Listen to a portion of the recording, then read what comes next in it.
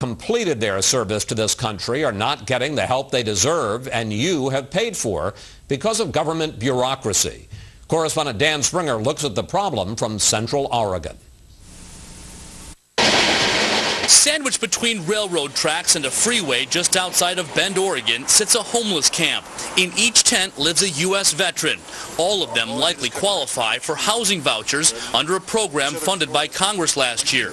But because the Department of Veterans Affairs has taken 7 months to hire a caseworker, the vets remain out in the cold.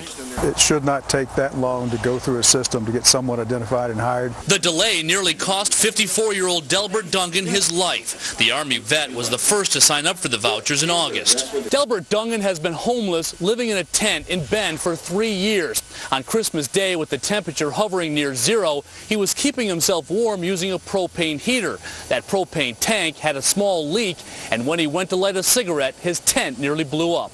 Everything I own's gone. The only thing I left with was this, pretty much. What you see is what I got.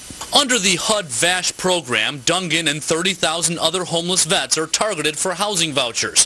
The VA started hiring caseworkers last July.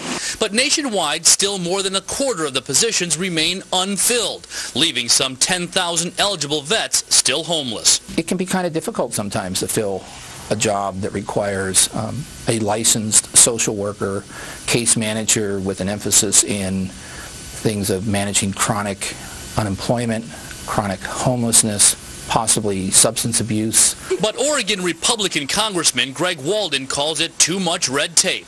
I'm angry about the lack of urgency because of what it means for our veterans that are sleeping in tents in very precarious situations. The Portland VA has finally hired a caseworker to serve Central Oregon, but many are angry that it'll still take several weeks for these vets to get a roof over their heads, and thousands more across the country will have to wait even longer. In Bend, Oregon, Dan Springer, Fox News.